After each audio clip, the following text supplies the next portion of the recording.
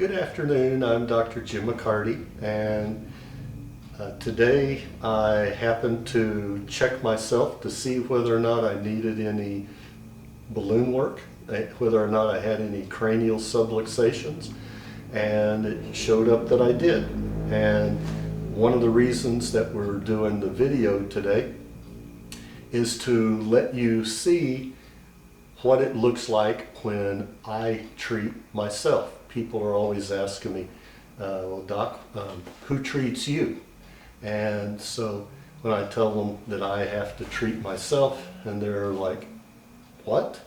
You can do this to yourself? And I said, well, in the beginning I couldn't, but now I need to be able to do it because there's nobody else that's doing the technique the way that I'm doing it. So once I was able to determine that I did need some work, then I had to figure out where was the balloon going to go, where were the cranial subluxations, and it turned out that it's kind of got a pattern, an odd pattern that does not normally show up, but it's showing up that the entire right side of my head needs to be expanded here at the edge of the eyebrow, up on what everybody calls their temples, and also down here where the sphenoid bone connects to the cheekbone.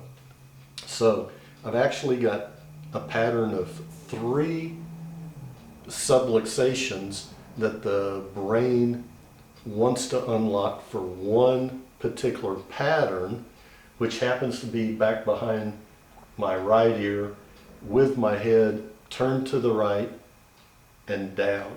So that's what you're going to see is that I've already set up the equipment, and then in just a moment I'll lay down and I'll put a little bit of oil on the finger cot. I'll insert it into my nose, my nostril, I'm going to start with the right middle turbinate, the right middle concha in the nose, and then I'll turn my head to the right and down, and then I'll take a few deep breaths, and I'll take a deep breath in, and then I'll hold my nose and inflate the little finger cot until it goes through my nose to the throat.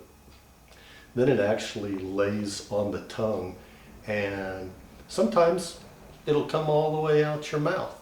Most of the time, whenever it goes through and hits the back of the throat, then I can feel whenever it goes through, and the patient can feel when it goes through. But sometimes it'll actually come all the way out the mouth. So it usually makes me cough. And so if you hear me cough, that's kind of a sign that, oh, it went all the way through and hit the back of my throat. Doesn't make me do that all the time, but most of the time it does. And it usually makes my eyes water, makes most of the people's eyes water. So I'm going to lay down here on the pillow. I'm going to grab the finger cot, which I already have on the blood pressure device, and we close the valve, and then I will put air into it so that it holds air. That will actually open up the turbinate bones in the nose, and so I'm going to put a little bit of oil.